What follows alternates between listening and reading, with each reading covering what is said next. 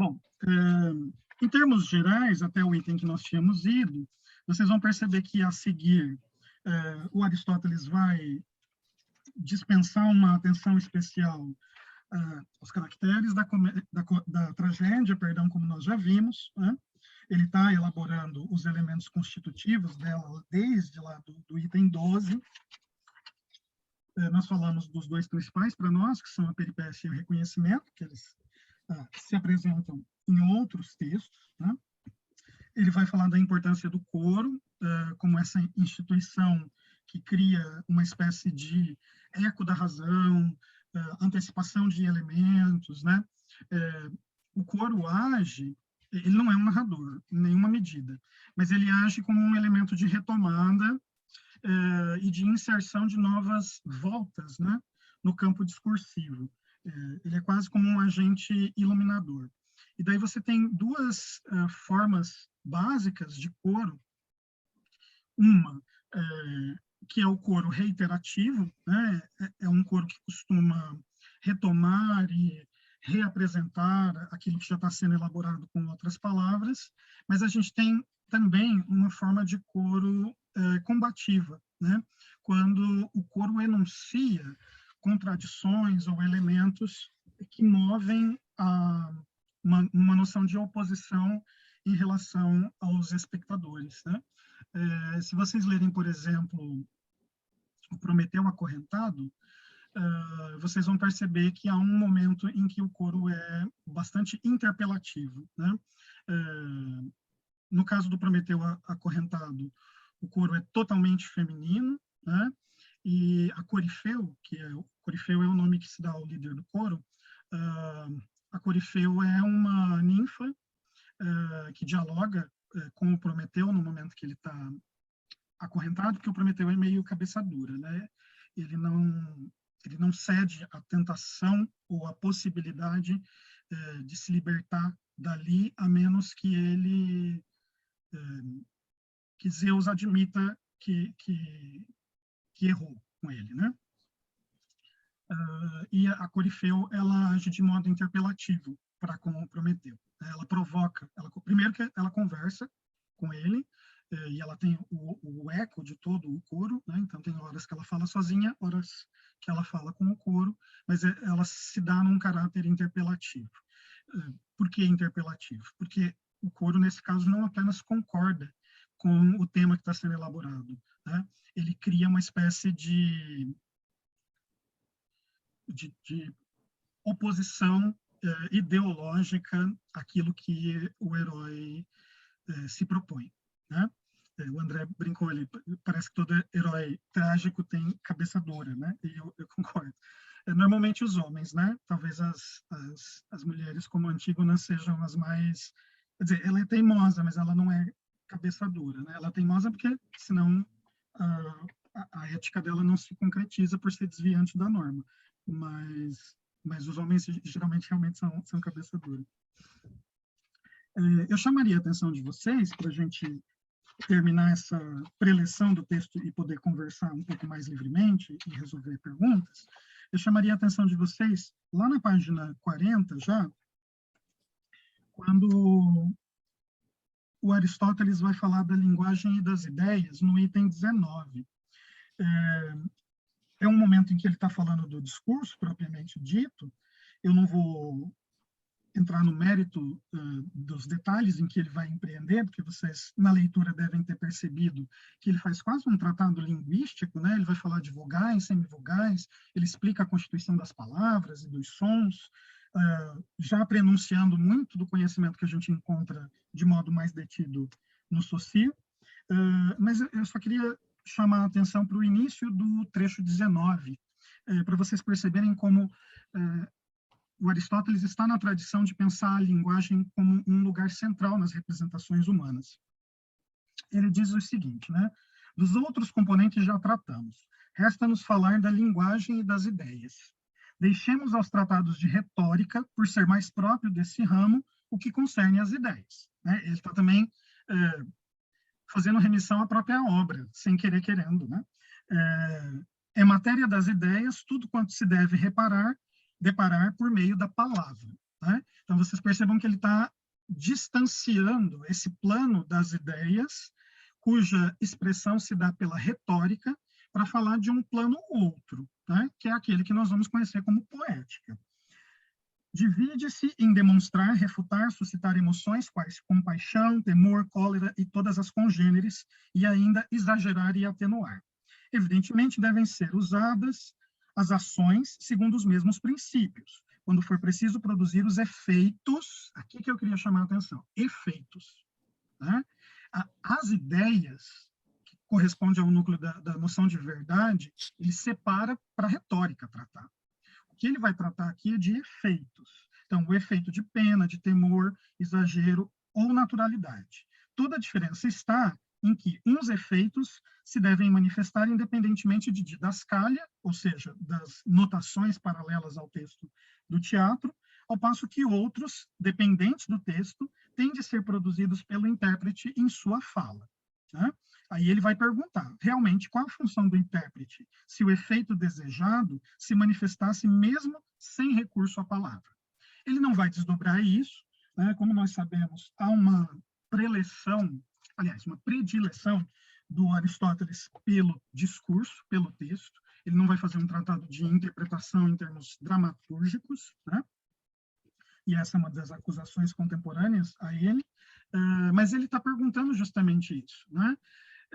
E essa pergunta é importante para nós, porque ela nos dá a compreender melhor a noção de verossimilhança que ele havia elaborado anteriormente.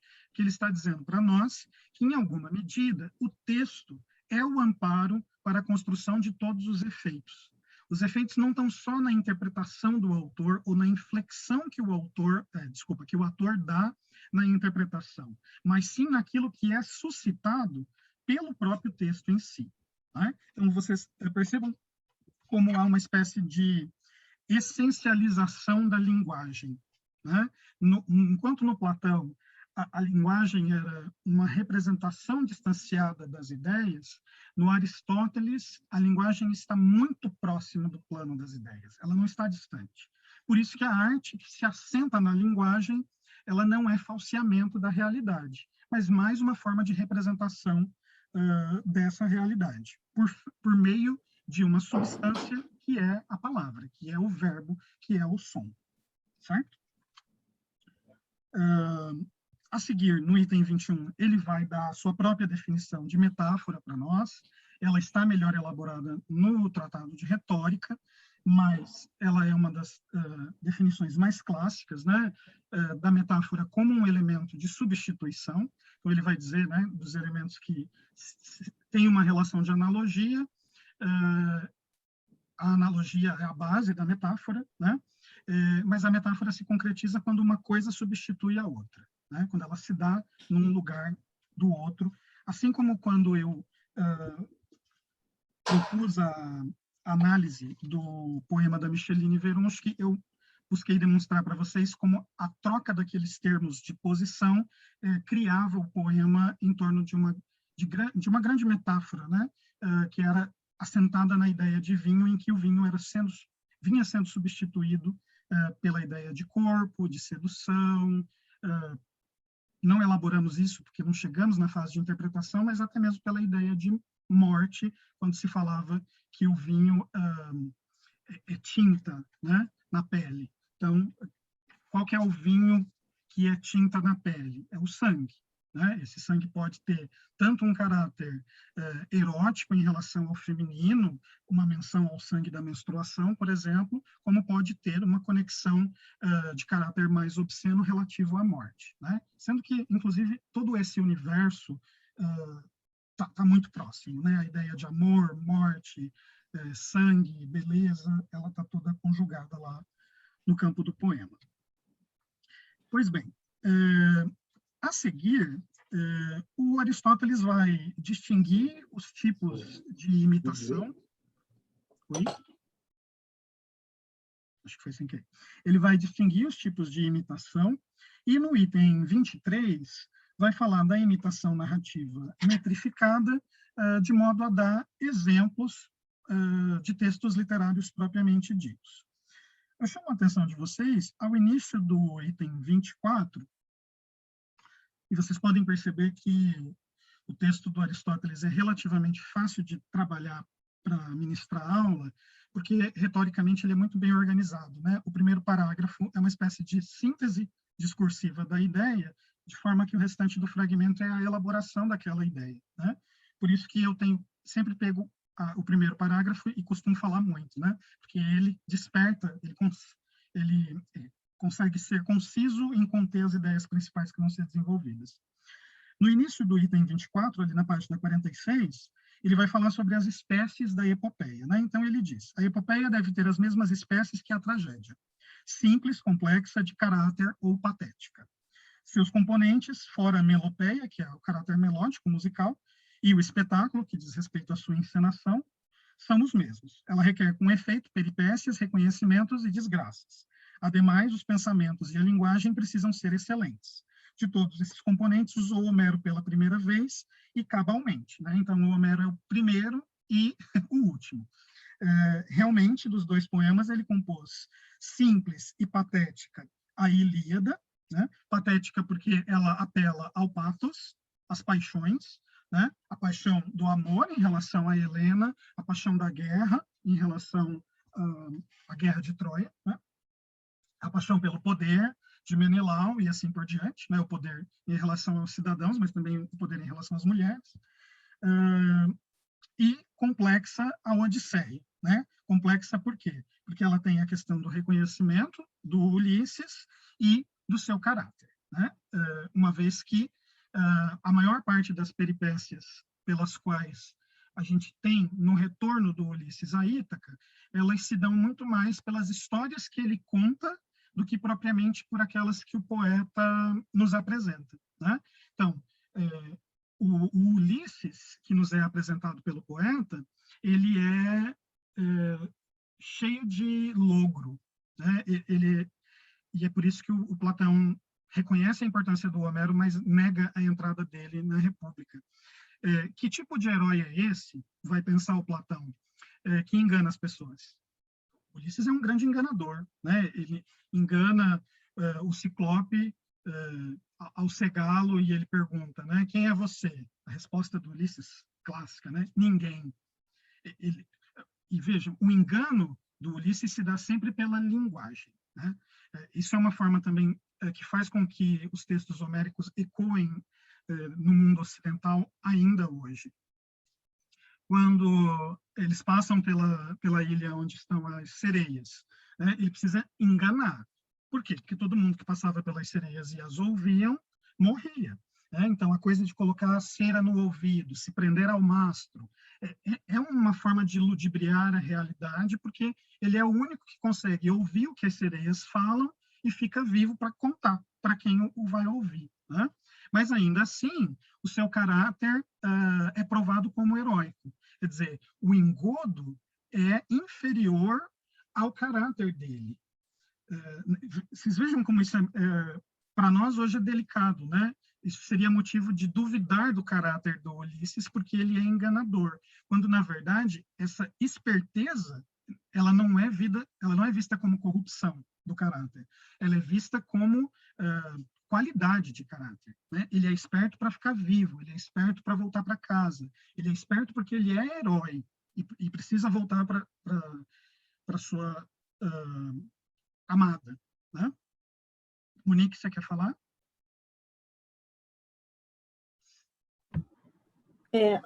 Oi, Wellington. Eu acho que o modelo do herói antigo, o Nietzsche faz várias avaliações, né, sobre o que era o herói antigo, moralmente falando. Ele era regido por uma moral menos interior, da ordem da culpa, e era uma moral mais exteriorizada. Assim, as ações desse homem eram ações que eram mais ligadas à ideia de força e de poder e de coragem do que a ideia de um certo e errado que a gente tem hoje, né? Eu acho que o herói era mais grandioso quanto mais ele se aproximava de alguém forte e corajoso o suficiente para atingir os seus grandes objetivos. Então, eram outros valores. Muito bem lembrado, Monique. Obrigado por ressaltar essa diferença, né? Então, vejam como, e aqui eu estou, com isso que a Monique muito bem nos lembrou, eu ecoo a pergunta que eu deixei para vocês, que a gente vai discutir daqui a pouco, né? Quer dizer, em que medida esses parâmetros que estão sendo construídos ou expostos pelo Aristóteles, eles podem ser válidos ou foram explodidos ou implodidos por esse mundo, por essa visão de mundo moderna, né? Quer dizer, quando a Monique bem lembrou que a ideia de moral da antiguidade não passava por essa moral maniqueísta de bem e de mal que a gente vê hoje, né? O Ulisses não está sendo categorizado em termos de bom ou mal, né? É por isso que ele pode ludibriar, por isso que ele pode enganar se a finalidade do que ele propõe é justa, né? No caso, voltar para casa e ficar com a sua mulher. Em que medida essa estruturação, em termos narrativos ou poéticos, tem validade para nossa... Sem dúvida, Mary, sem dúvida. Aliás, é muito mais do que o advento do cristianismo, é muito mais a sua expansão e fixação na história, né? Não é à toa que um dos momentos de apagamento da noção clássica, né? Da antiguidade clássica, se dá justamente num dos momentos de maior ascensão do cristianismo, especialmente em termos daquilo que vai ser a Igreja Católica, né? Apostólica, ali na Idade Média.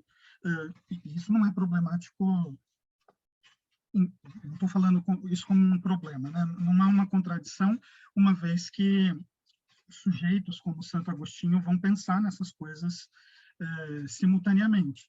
Agora, o que a gente precisa colocar em perspectiva aqui, já que falávamos anteriormente na Bolsa de Valores, né, é pensar, não vou entrar no mérito da mudança da moral, porque a moral se altera com o tempo e com o contexto. Vamos pensar em termos das estruturas estruturantes, para usar um termo estruturalista, que serve para usar uma analogia em relação à poética do Aristóteles e às nossas produções poéticas hoje, né? Se a gente pegar as noções de que é preferível o impossível crível ao possível incrível, esse tipo de lógica de verossemelhança, ela ainda é válida no contexto moral e ético do cenário de literatura moderna? Né? Isso é uma pergunta que precisa ser levantada e pensada, né? Fiquem tranquilos que a gente não vai responder ela agora, porque ela é muito complicada. Mas, para desdobrar uma outra questão que tem a ver com isso que estamos falando agora e que eu tinha levantado e não explorei anteriormente. Eu falei para vocês que épico não é sinônimo de narrativo, né? O epos contém o narrativo dentro dele, ele era uma forma de manifestação narrativa. Qual é a grande diferença? A noção épica, ela está ligada a essa grandeza, faço mais uma vez eco a fala da Monique, a essa noção de coragem, de bravura, né? Que tem um escopo de ordem coletiva e não individual, como a narrativa moderna tem, né? Não é à toa que, quando Nietzsche faz essa diferenciação, ele já está pensando na mudança desses parâmetros em termos romanescos, né?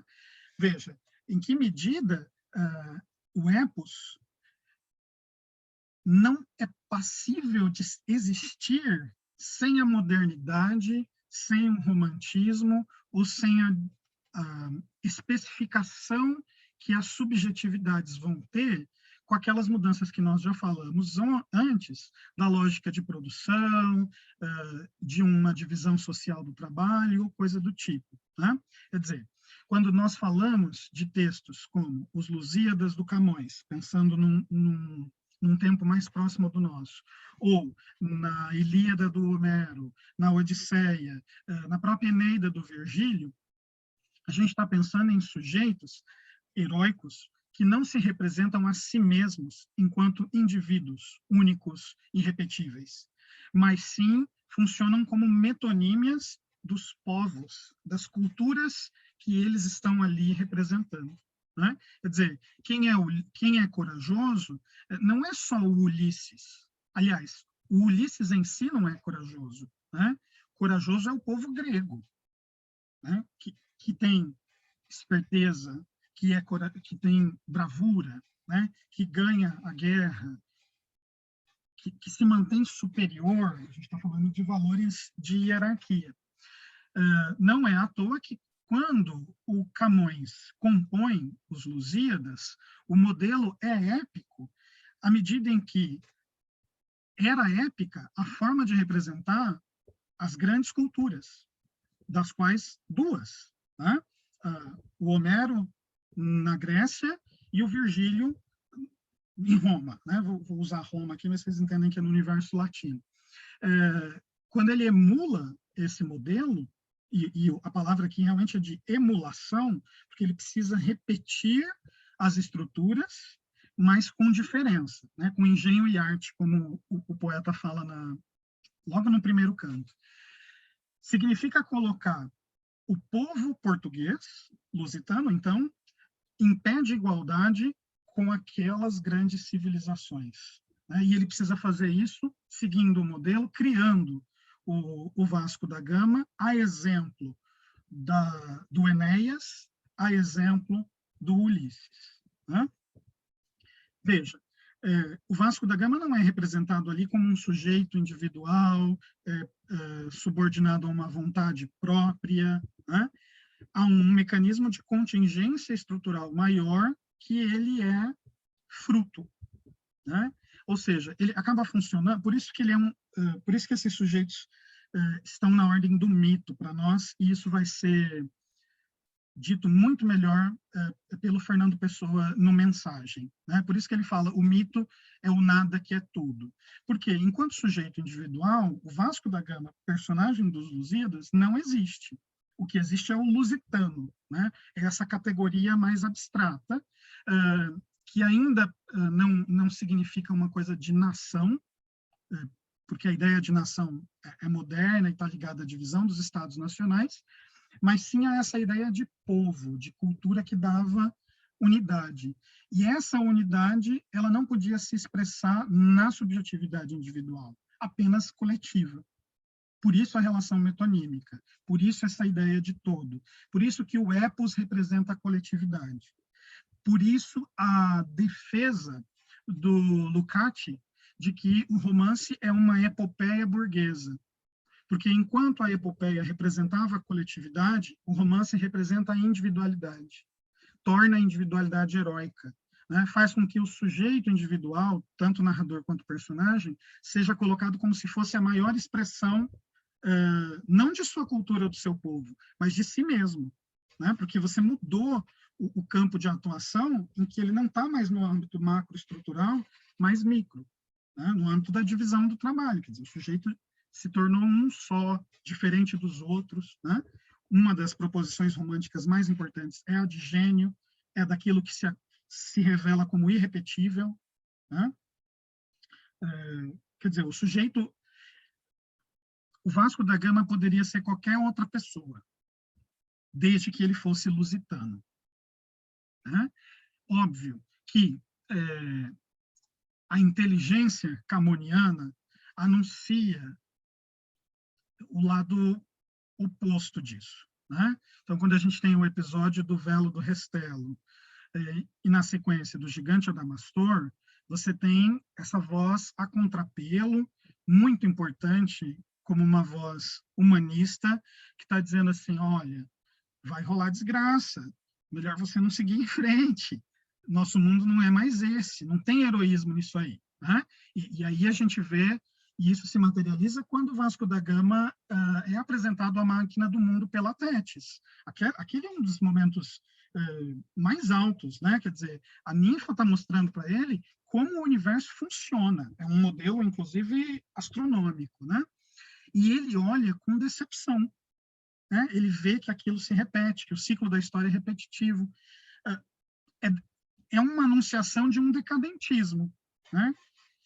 E olha como isso é contraditório. O poema é feito de forma épica, o Camões era um sujeito financiado pela nobreza para cantar aquela grandiosidade, mas ele cria personagens que corrompem ou que colocam em xeque essa visão de mundo total, brilhante, corajosa e brava, por meio desses pequenos personagens que criam contrapontos a essa visão de mundo.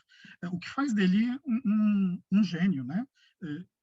Particularmente acho. Não sei se a Mayara está assistindo a aula hoje, ela que fala que eu sou bastante camoniano, porque gosto muito dessa cena, de vislumbre que o Vasco da Gama tem da máquina do mundo. É um tipo de visão decadente que a gente vai encontrar, só um instantinho, que a gente vai encontrar na filosofia posterior, óbvio que de modo muito diferente e específico, porque são textos filosóficos e não poéticos. Mas é o que me aproxima de leituras como a do Schopenhauer, como a do Nietzsche, ou a mais chegada ao nosso contexto, como a do Cioran, né? Quer dizer, é uma visão que ela é algo pessimista, mas ela busca entender como essa máquina do mundo opera, né? Por favor, pode falar, eu não sei quem tinha... Sobre você citou aí Fernando Pessoa, né? E ele traz um nacionalismo português, né, de um período que queira ou não, coloca também que Portugal também está em crise. Não sei assim o que traz lá do passado, mas esses autores antigos, eles têm a coletividade como um valor muito grande, em detrimento do individualismo, né? Não sei se aí que entra a crise junto com o poeta, né? Que ele aborda de uma forma ele que está tendo o olhar dele diante da realidade, né?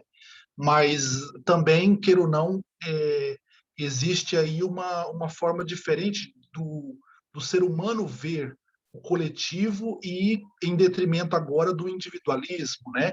Então hoje existe aí uma forma diferente de tratar aquilo que é de todos, né? Então aquilo que é comum, aquilo que é institucional, tanto que a gente vê aí as instituições em crise, né? Também por conta de valores que estão mudando, como você mesmo falou, né? Isso, bem lembrado, Fabrício. Nesse sentido, eu acho que o Fernando Pessoa é grande por conseguir justamente apresentar uma obra que produz formalmente essa contradição, né? Veja, a obra ortônima, ela tem essa noção algo nacionalista, mas o tempo inteiro recorrendo a um misticismo, né, da noção de sebastianista, né, do retorno de Dom Sebastião. Quer dizer, a prioristicamente, o nacionalismo moderno não comporta o misticismo sebastianista. Olha o que o Pessoa ortônimo está fazendo, né? Ele está imiscuindo os valores da modernidade em termos de uma nacionalidade, mas que não se resumem àquele cabotinismo identitário que o nacionalismo romântico tinha proposto como imagem do povo português. Tanto é que ele faz isso até destruindo essas imagens, né? Afirmando coisas como o mito é o nada. Como assim? Como que o mito é o nada? Né? Veja, ele esvazia coisas que estavam cheias de sentido, propõe a lógica do Quinto Império. Isso tem algo de messiânico, né? À medida que um Quinto Império é um império não realizado. E aí a gente ainda só está falando da obra ortônima, né? E, ao mesmo tempo, esse sujeito que tem essa coisa da totalidade é o sujeito da fragmentação, se a gente pensar na lógica dos heterônimos, né? Então, olha que coisa louca essa totalidade se quebrar e se dividir em outras subjetividades, de modo também de modo místico, né? Quer dizer, a gente cria um invólucro, místico é a palavra, eu ia falar cabalístico por conta dos gostos dele, mas há um invólucro simbólico nessa persona, né? Ele, não vou entrar no mérito, né? Mas há uma performance, independente dela, de a gente interpretar ela espiritualmente ou astrologicamente, como ele mesmo fez, mas pensando literariamente, né? Ele cria autores que criam eus líricos ou narradores, como é o caso do Bernardo Soares, que vão criar suas próprias totalidades, mas totalidades dentro de partes que estão dentro de um todo. Né? Olha o jogo muito parecido com o que a gente tinha visto na unidade aristotélica, que era tripartite. Né? Por que esse valor tem grande ressonância em termos do que o Fernando Pessoa está criando? Não só, obviamente, de uma grande obra estilisticamente falando, que eu acho que é o que nos interessa mais, mas pensar nos termos de como ele consegue materializar essas contradições do seu próprio tempo, colocando, né, pensa na síntese dialética, em fazer conviverem valores que a prioristicamente se dariam de modo completamente separados. Né? Talvez por isso, no caso do Mensagem, a recorrência à noção de quinto império. Eu acho que essa coisa que o Eduardo Lourenço fala muito bem, dessa saudade, dessa nostalgia ibérica e muito lusitana em relação ao Dom Sebastião, ela está na matriz do nosso entendimento de uma parte do projeto neoplatônico, né, idealista romântico. Quando a gente quer criar a ideia de nação, a gente também está criando um novo modelo de identidade, óbvio que revestido por uma coisa mais ligada a isso que a gente vai chamar de capitalismo, mas não é tão diferente assim do modelo que o Camões estava propondo nos Lusíadas. Vocês percebem? Não sei se eu estou conseguindo me fazer claro. São dois momentos muito diferentes da história da humanidade, mas, a seu modo, existe essa esperança utópica de criar uma noção algo abstrata, simbólica, que represente, primeiro, um povo, né? Porque no tempo do Camões havia o reino, não havia a ideia de nação moderna como nós temos. Mas, já no romantismo, há uma ideia de identidade nacional. Quer dizer, em que há de diferença um herói romântico em relação ao herói do épico que o antecedeu? O que há de diferença são as suas contingências materiais. Mas ainda há um laivo, diria eu, de utopia que tenta dar conta dessa, no caso português que a gente está discutindo, lusitaneidade. Né? Eu penso ali que, no caso, é um impossível que ele está tentando fazer as pessoas acreditarem. É uma coisa impossível, né? Até, por exemplo, de Dom Sebastião, já tinha passado a época, não teria condições mais dele voltar, mas ele queria alimentar no povo português a esperança e ajudar a nação a se restabelecer também economicamente, né? Então, ele também está ligado politicamente, ele está inserido naquele tipo de cultura. Mas tentando trazer para a realidade, para o nosso tempo hoje, não sei, hoje é muito mais difícil, eu acho, de colocar nas pessoas esse tipo de sonho utópico que eu imagino, não sei. Não sei até que ponto a gente consegue levar essa conversa, mas eu tenho a impressão de que é possível ainda, Fabrício. E talvez estejamos vivendo justamente isso. Eu acredito que é mais impossível desvincular do que vincular. Essa ideia, essa criação de uma nação total, de uma ideia coletiva única, é mais difícil de ser desmontada, que as pessoas entendam que isso é uma invenção, que isso é uma predisposição criada por um sistema e que, na verdade, eu tenho totalmente relações muito próximas aos meus vizinhos paraguaios, os meus colegas aqui de Minas Gerais, em comum, do que essa divisão pré-determinada. Eu não consigo criar essa concepção fora disso, no tempo que a gente vive. Eu não consigo pensar numa região da Península Ibérica sem ser Portugal, Itália, afins. Essa divisão per si, assim. Eu acho mais difícil nesse sentido. Ok, Isa. Obrigado.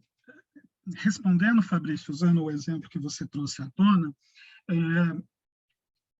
veja como há uma consciência no Pessoa de que essa origem luminosa ela é um objeto intangível, né? Daí uma ideia de quinto império irrealizável. Há uma certa consciência dessa impossibilidade de realização. Quer dizer, vamos nutrir um mito de um rei que desapareceu e nunca mais voltou.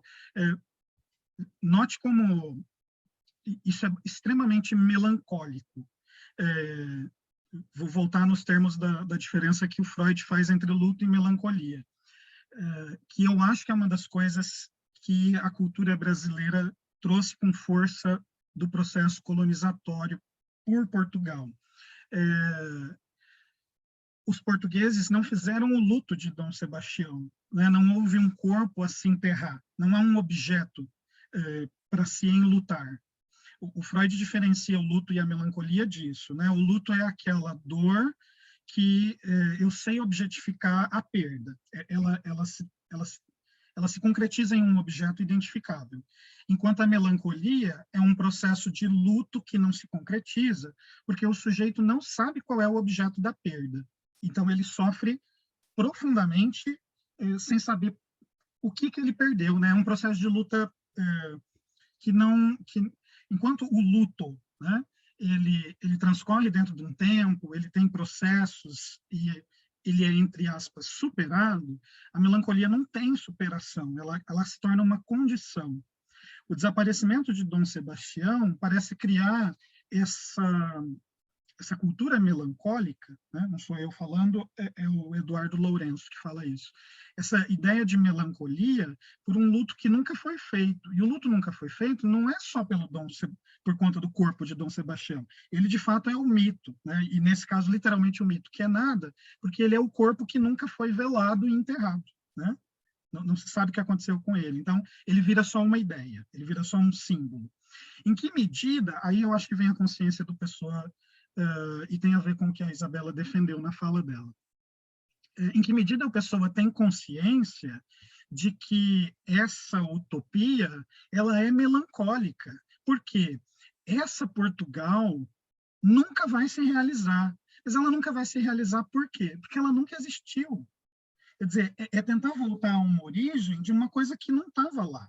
Esse lugar de origem ele é um vazio simbólico, ele precisa ser inventado o tempo inteiro. A dificuldade e o Fernando Pessoa faz isso bem, é ter a consciência dessa invenção, né, de inventar o passado. No caso dele, de forma messiânica. Agora, indo para o que a Isabela fala, que eu acho que é um ponto de convergência, nós, a meu ver, ainda estamos tentando nos inventar o tempo inteiro, né? Quer dizer, quando determinados discursos dizem nós vamos como é que é? Retomar o valor da família no Brasil. Que dia que o Brasil teve um valor da família? Me expliquem. Foi quando os portugueses chegaram aqui, mataram, estupraram todo mundo? Foi quando os jesuítas enfiaram uma língua nos índios para que eles pudessem ser manipulados? Ou foi quando os bandeirantes entraram para dentro do Brasil e assassinaram todo mundo? Não, acho que é melhor. Foi quando a gente importou pessoas como se elas fossem objetos e máquinas para o nosso trabalho. Vocês percebem? Ou quando a gente sai do Brasil colônia e inventa a república, aliás, vamos falar primeiro da independência. Inventa a independência e depois, em seguida, inventa a república. A gente está ali entre o século XVIII e XIX. Que tipo de texto a gente lê ali? Ou um texto que inventa um Brasil que não existe, né? Tipo a Iracema, não existe. dizer, a gente inventa uma personagem branca de roupagem aparentemente indígena, mas cujos comportamentos, ou então a gente vai fazer uma...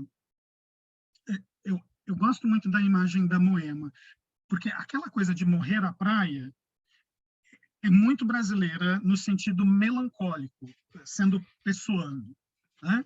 Quer dizer, é morrer na praia mesmo. Parece que você o tempo inteiro está tentando inventar um Brasil ou recuperar uma ideia de Brasil passado, mas que país é esse? Né? Ele está sempre no campo das invenções.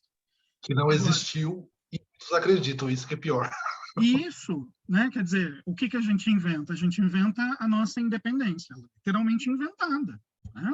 Ela não é, enquanto a gente tem grandes modelos que, inclusive, não nos são ensinados na escola, como a Revolução do Haiti e coisas do tipo, né? Que são insurgências populares que levam à independência e aos processos de democratização, a nossa democratização também, mas a nossa independência, ela é inventada pelo poder imperial. Né? A gente é um dos poucos e únicos modelos em que a independência acontece para colocar um imperador no lugar. Né? Ou quando a gente vai conseguir a nossa mudança, né, da república para um regime, aliás, da monarquia para um regime republicano, a gente também tem a invenção de uma república. Eu acho que a noção aqui, que eu quero transmitir na minha fala, é que não há, talvez, outra coisa que não seja invenção. A chave interpretativa que eu creio ser mais importante aqui, só um instante, José, a chave interpretativa mais importante que eu acho é a consciência da invenção. Usando o termo do Luiz Costa Lima, é ter noção de que a história não é uma essência natural, ela é uma invenção discursiva, assim como é a literatura. Né? Quer dizer, os documentos não têm uma materialidade essencialista. Eles são invenções, elas precisam ser mediadas no corpo social e pela cultura, mas por que as obras de arte no seio da ficção costumam me incomodar? Perdão, em geral.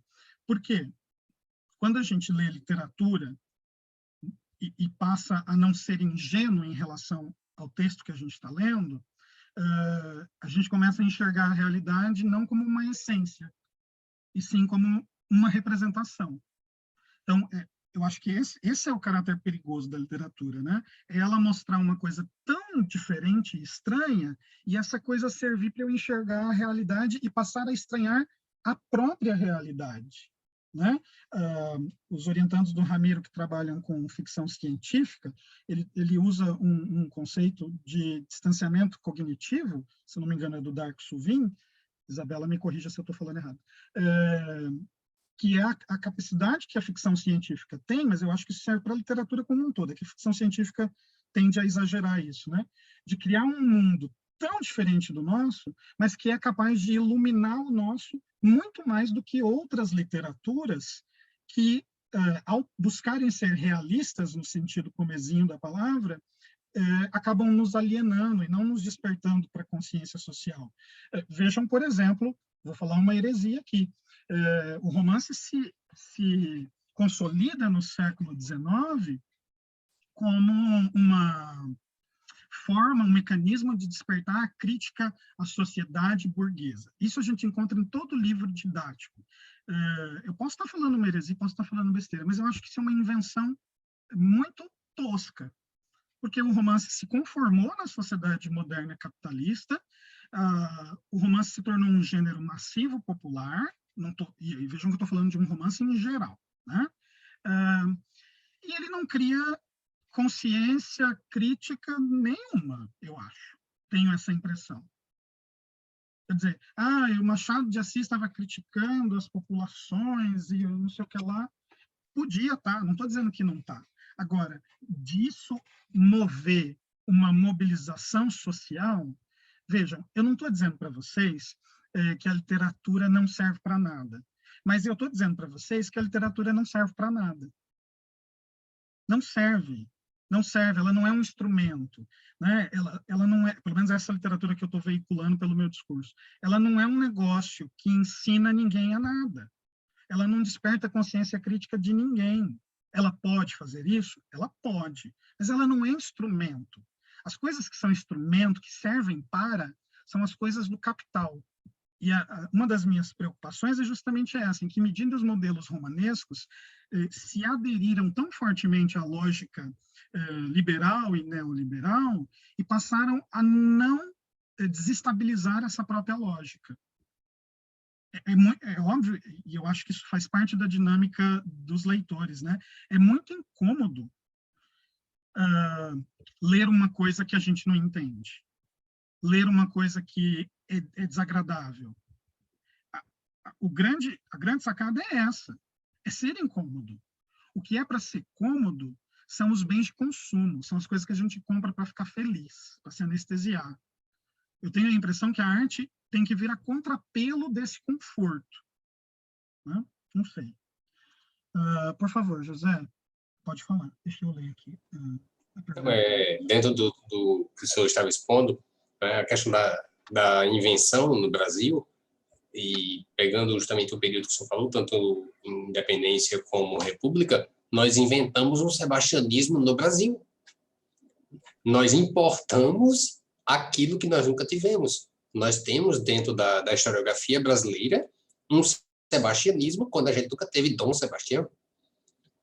Então, a invenção dentro da história, ela é muito pesada também. A Isabela, quando ela falou de região.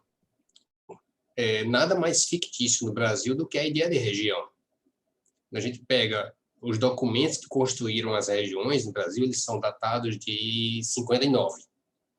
Construíram assim, as 5 regiões. Né? Então, quando você pega o Nordeste, que tem 9 estados, mas aí quando você vai para o documento mesmo, Minas Gerais está lá, com 10, com ponto 10 por cada das verbas da Sudene. Pode parecer nada o que eu estou dizendo? Não, tem tudo a ver com o raciocínio que você estava pondo. A ideia da invenção, né? De como o documento ele também é perigoso. Como é que eu construo isso? E como é que essa narrativa ela vai aparecendo ao longo do tempo, ela vai se firmando. E à medida que ela se firma, aí a ideia de uma identidade, eu tinha até colocado aqui no chat, a ideia de uma identidade nacional, ela desaparece. Porque você não tem que há algo firmado maior do que essa identidade. Uhum. Há algo que colou na sociedade que é maior do que uma identidade. E aí ela desaparece. A possibilidade de criação dela ou de nós identificarmos com algo.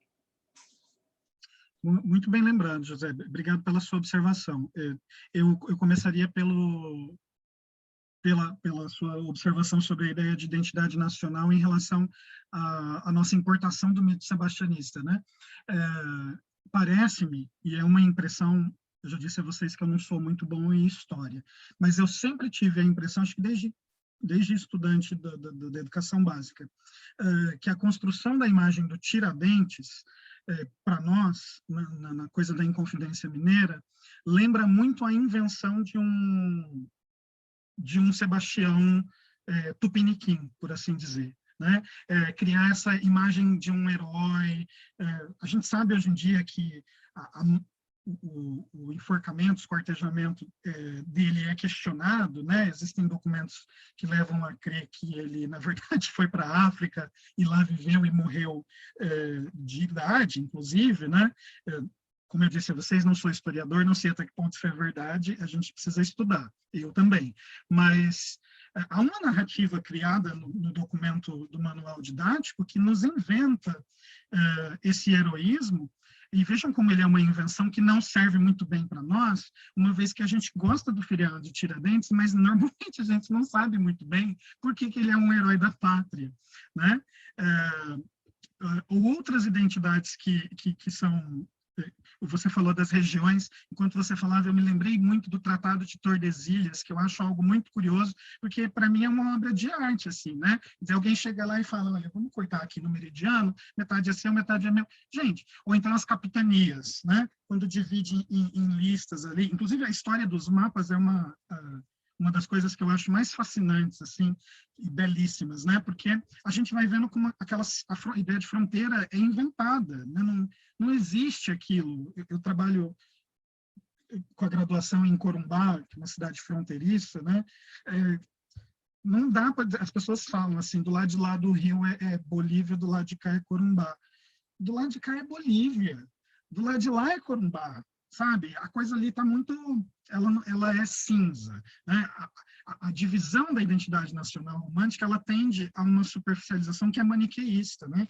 É isso ou aquilo, é estrangeiro ou nacional, é bárbaro ou civilizado e assim por diante. Mas vejam como essas próprias ideias são invenções também, né? Isa, só um instante, antes de eu te deixar falar, deixa eu responder as perguntas aqui do chat.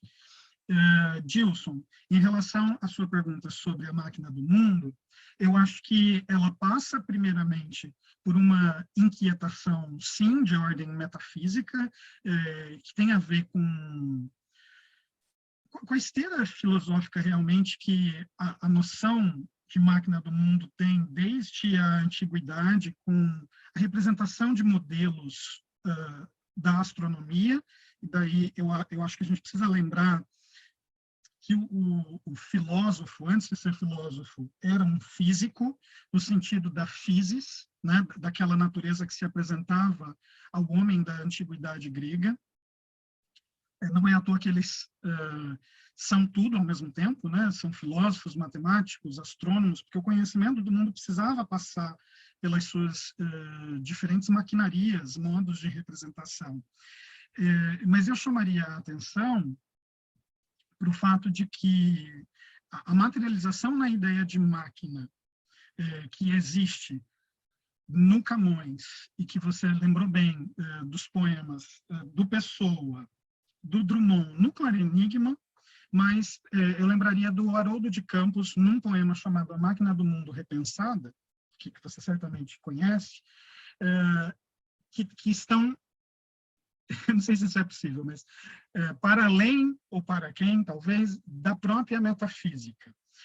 Na medida em que... O que eu quero dizer com isso? É como se fosse um momento de sair desse mundo de raciocínio filosófico para tentar chegar num mundo mais empírico, ainda que por meio de uma metáfora. O que eu quero dizer com isso?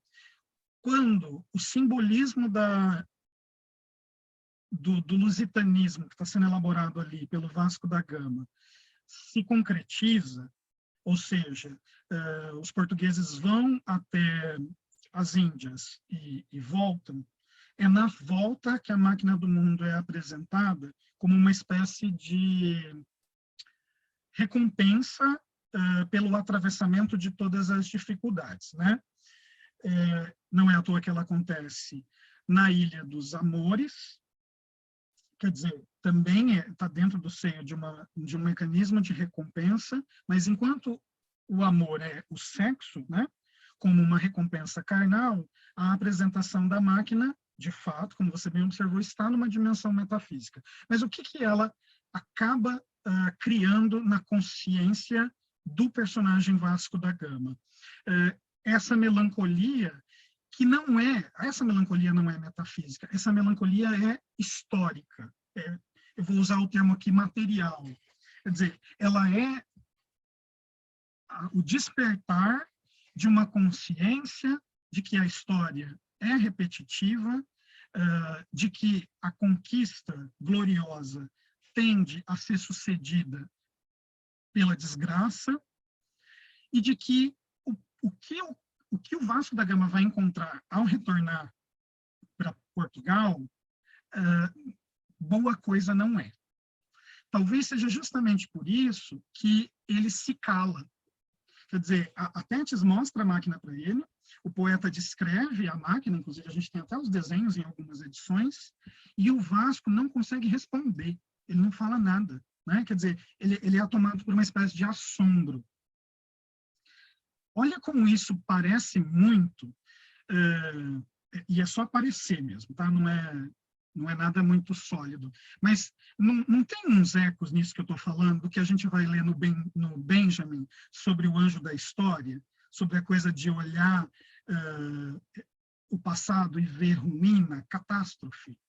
Parece-me que o Vasco da Gama olha para a máquina do mundo e vê ruína, catástrofe, mas ele ainda não é capaz de tornar essa ruína discurso, ou pelo menos no âmbito do gênero que o Camões está se expressando, isso não tem lugar, né, ainda. Mas é como se tivesse plantada essa semente com a consequência desse silenciamento.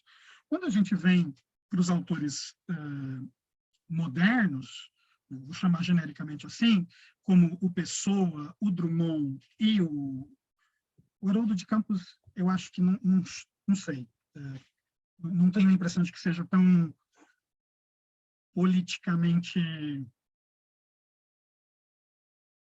consoante com o que eu estou falando, mas pode ser só impressão minha. Mas, especialmente no caso do Pessoa e do Drummond, parece haver uma consciência desse caráter melancólico, daí a reelaboração dessa máquina. Parece que essa máquina continua a mesma, só que daí ela já é lida por olhos pós-guerra, né? Olhos que já viram o que o Vasco da Gama viu e não nos contou. Talvez por isso elas sejam reelaborações.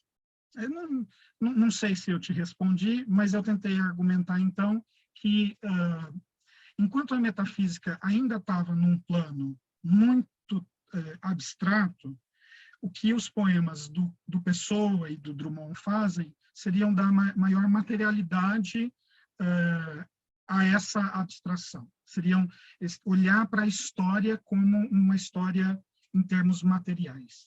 Né? Pense aí se o que eu falei faz sentido e pode ficar à vontade para responder. Vamos ver aqui. A pergunta da Marisa. Não esquece da sua, Isabel. Concordo com a consciência da invenção histórica. No entanto, o reverso dela, o que não foi contado pelo oprimido, seria a história real? É aí que está, Marisa. Não existe história real. Né? Quer dizer, se toda história é representação, a gente não tem um total para alcançar. Né? Porque se eu pensar que existe uma verdade, eu estou sendo platônico. Eu estou dizendo assim, bom, é possível chegar à verdade. Né? Eu creio que isso seria, inclusive, uma ilusão, se a gente for por esse caminho, justamente porque, assim como, vou falar em termos de colonizador e colonizado, assim como o colonizador não é só o sujeito mau ao qual nós estamos apontando o dedo, os colonizados não são só os sujeitos bons. Né? A gente também tem que tomar cuidado com teorias pós-coloniais, estou falando em geral, tá? Não estou falando de pós-colonialismo em si, mas para não usar da lógica do colonizador contra ele, porque senão a gente está mimetizando a estrutura colonial e só invertendo o polo.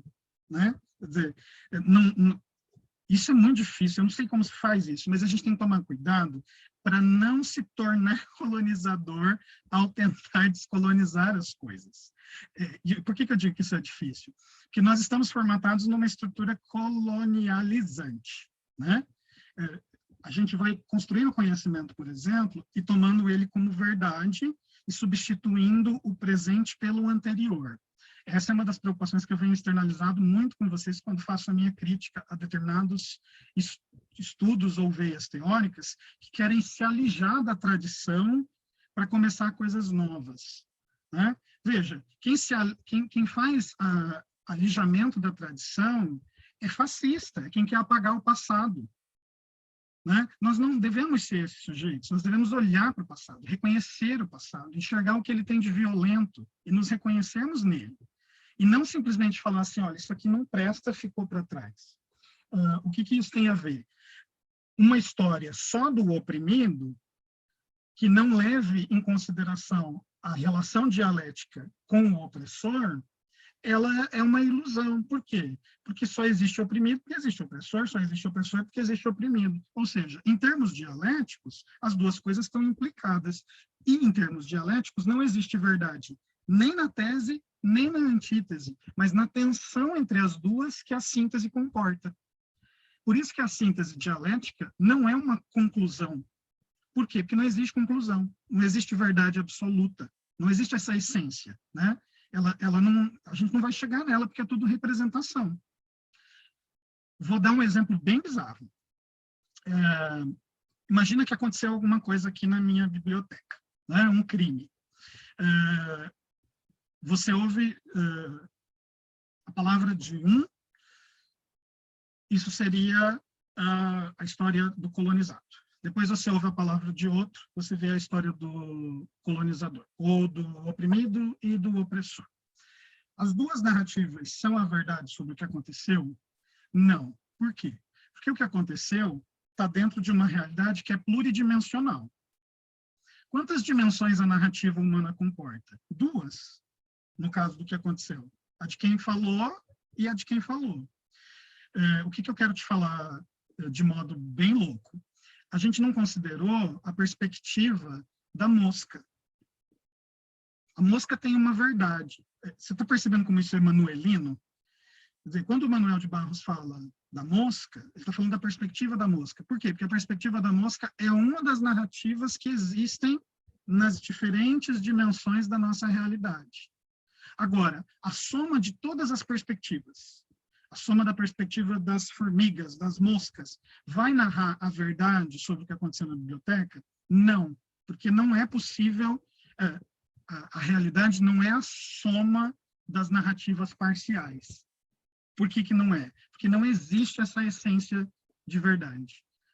Ela é sempre narrativa e, portanto, ela sempre parte de um foco e ela vai ser sempre parcial. O que seria o nosso trabalho, então? Seria buscar, na impossibilidade de uma totalidade, já que ela não existe, se a gente seguir esse raciocínio, é buscar a tensão dialética que existe entre esses discursos. Quando eu falo para vocês sobre identitarismo, tem a ver com o comentário que o José fez de modo muito inteligente. Um dos problemas, eu não sou um pesquisador que trabalha com literaturas minorizadas, né? Assim, não está na minha tradição de pesquisa, né? Tenho me voltado para isso como uma preocupação epistemológica, mas não sou nenhuma autoridade nisso. Mas eu tenho expressado muito a minha preocupação a vocês com discursos que, na tentativa de dar visibilidade às literaturas de populações ou sujeitos minorizados, tentam criar identidades para essas literaturas. O que eu quero dizer é que criar uma identidade para essas literaturas significa homogeneizá-las. E é fazer exatamente, só que com outras proporções e de outras formas, o que os colonizadores já fizeram com essas pessoas. Quer dizer, falar literatura indígena. Ok, eu entendo que a gente tem que falar, porque a gente precisa dar visibilidade aos escritores indígenas. O problema é tratar a literatura indígena como se ela fosse uma coisa só. Porque é isso que a gente faz quando fala literatura brasileira. A gente cria uma imagem homogênea do que seja a literatura. Toda identidade, por ser uma criação, ela tende a uma abstração que é homogeneizante. Ela apaga as diferenças. A minha preocupação é justamente essa. Como dar visibilidade às literaturas ou às histórias, às narrativas que foram historicamente negligenciadas pelas vozes hegemônicas, sem repetir essa homogeneização. Eu não sei como fazer isso, tá, gente? Eu estou pensando, lembrem-se que eu sou professor de teoria literária, eu estou pensando isso em termos teóricos, tentando abstrair uma filosofia da literatura aqui. Mas eu acho que a gente tem que levar isso na prática também, né? Lendo literatura de modo heterogêneo. Por isso, por exemplo, quando esqueci o nome dele, ele me mandou um e-mail essa semana, falou semana passada, professor Machado de Assis, eu rapidamente esquece o Machado de Assis. Porque vejam, para falar do Machado de Assis, vocês não precisam de mim. Aliás, ninguém precisa, aliás, precisamos de várias pessoas, né, que entendem do Machado de Assis diferentemente de mim. Mas, mesmo o Machado está num lugar hegemônico. Eu quero saber onde estão os outros, né? Pensem na metáfora da mangueira, a árvore que dá manga. Ela é uma árvore frondosa, de copa muito espessa. Vocês já perceberam o que acontece quando uma mangueira cresce, se torna aquela árvore belíssima? Nada cresce embaixo dela. Por quê? A sombra dela é tão densa que nada consegue brotar, porque não tem sol, não tem luz.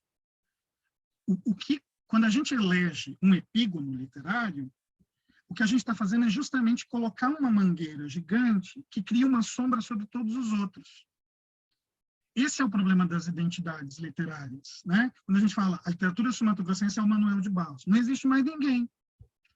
Isso não tira o valor do Manuel, é a minha pergunta, né? Não tira o valor do Manuel, mas a gente precisa arejar a crítica literária, fazer chegar os raios solares, que são a nossa leitura, no chão, fazer brotar a literatura, porque senão a gente vai ficar caindo num identitarismo que passou do nacional para o regional, que também é uma invenção, como o José bem lembrou na fala dele. Isso é um problema. Ou a coisa do local e universal, né? Tem gente que acha que essa discussão é superada. Eu particularmente não acho, né? Eu não estou dizendo que existem valores transcendentais na literatura. Longe de mim.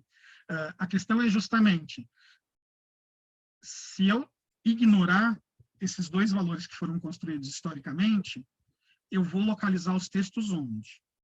Eu não acho que os textos têm que ser localizados nem no local, nem no universal. Senão a gente cai naquele mapa que vocês já devem ter visto, né? Literatura nacional, Rio de Janeiro e São Paulo, literatura regional, o resto do Brasil inteiro. Isso é uma forma de discurso hegemônico, que é uma forma de poder. Em termos da invenção das regiões, como o José falava, na universidade a gente vive isso com financiamento de financiamento público, né? Quando nós vamos concorrer nos editais do Centro-Oeste, a gente concorre com Brasília. Gente, não tem quem ganhe, porque Brasília sozinha tem um investimento financeiro que nem o Mato Grosso do Sul juntos conseguem. Em termos de invenção, Brasília devia estar junto com o Sudeste, né? Vocês são ricos, vocês concorrem entre si. Vocês deixam a gente aqui concorrer entre nós. Vejam, isso são invenções, né? Tudo bem, Monique, Marisa? O José lembrou ali mais adiante a ideia da perda da aura, né? Quando eu falava desses objetos que vão sendo reelaborados, né? Veja como os mecanismos mudaram, né? Inclusive em termos de obra de arte.